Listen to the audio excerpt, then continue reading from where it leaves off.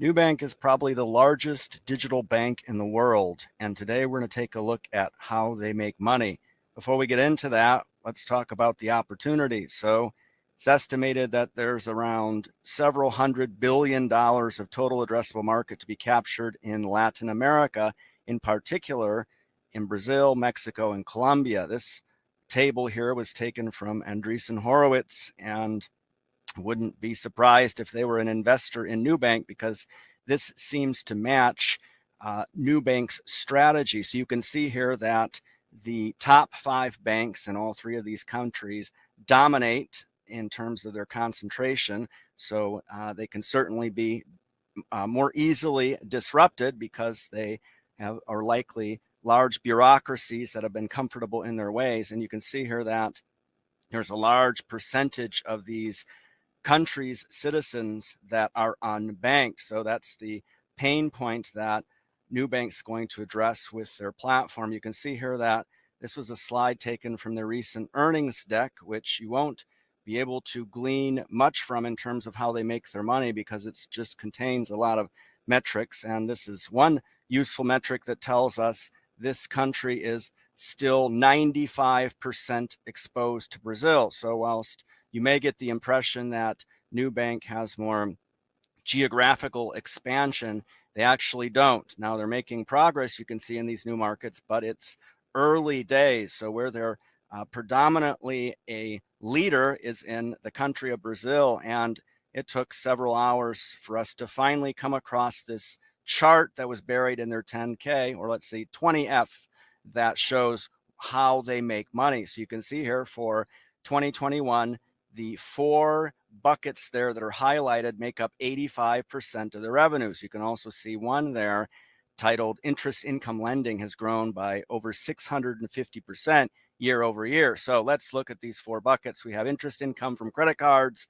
interest income from personal loans that are risky because you don't have collateral backing them, interest earned on assets, perhaps lesser risky, and then interchange fees, which we would consider the lowest risk of the lot. So they account for 28% of fees, and these are fees automatically collected by the transactions that are conducted by people who hold credit cards with Nubank. So when we look at the other 2 buckets that constitute about 40% of the revenues, personal loans and credit cards, you can see here the balances increasing over each year. And you'll notice something interesting here. Look at Q2 2022 on the right there. You see $9.2 billion in total. You have $2.1 billion in personal loans, $7.1 billion in credit cards.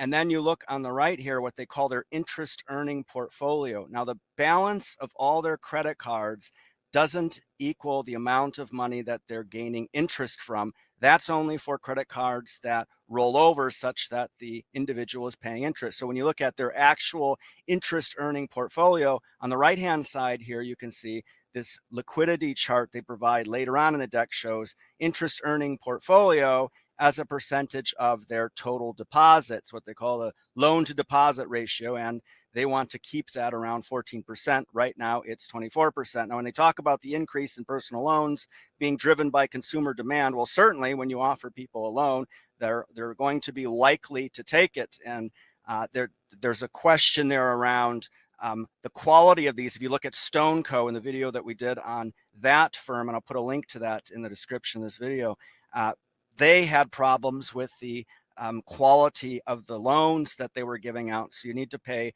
very close attention to that. And when Nubank talks about how credit card balances are rising, driven by an increase in purchase volume as the economic effects of the pandemic subside, maybe not. So maybe it's consumers that are actually turning to credit cards to pay things in the face of heavy inflation that Brazil has been facing. So if you want a metric to watch to make sure that the loan portfolio, or let's say that interest earning portfolio of Nubank's, is actually having its debts paid by consumers, you can pay attention to non-performing loans. This is a metric provided in the earnings deck, and this is interesting. So the chart that you see on the left-hand side here, this is the before, And they recently made a methodology change, and you can see the after on the right-hand side. So one is noticeably better than the other. The one on the right shows us a lower percentage of people with non-performing loans. If you look at the entire portfolio, what percentage of loans are non-performing, meaning they've missed a payment for 90 days or more.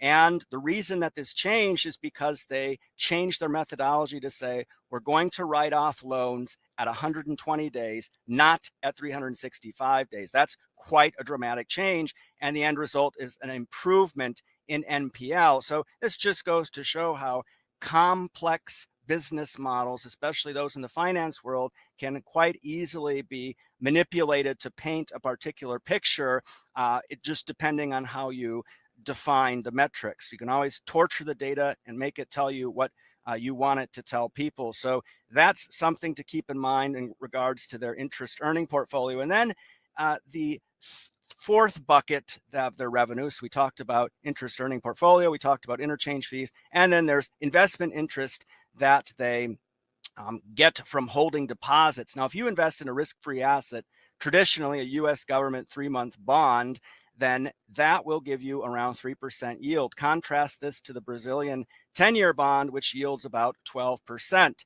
And Nubank says we invest primarily in government bonds. They hold a lot on their balance sheet. Well, when you start to analyze a bond portfolio, you need to start considering things like duration, the effects of interest rate changes, upgrades, downgrades, yield curves, and then you can slather that with a layer of Forex derivatives, futures, and interest rate swaps that also would be considered assets or perhaps liabilities on Nubank's books. It becomes very complicated. If you wanted to figure out how this company, how the variables interrelate, it would probably take you a decent semester and a team of MBAs, several of which would have to be Brazilian. So this is a very complex company. Now, when you point to Warren Buffett as having invested in these firms, and indeed he has invested in Nubank and StoneCo, you have to be very careful. So Warren Buffett is an active investor, meaning he is making bets where he thinks he can generate alpha, where he can outperform. And more than 40% of his portfolio is in Apple shares. We contrast that to the percentages he has in these Brazilian fintechs, 0.13% in Nubank and 0.03% in StoneCo. To put that in context, here's how that looks for a $100,000 portfolio.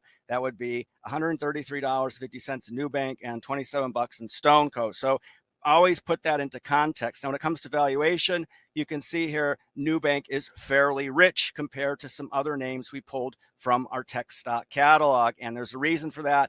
And the bull in a nutshell right here, they are growing revenues like mad, and as they should be, to capture as much market share as possible in LATAM.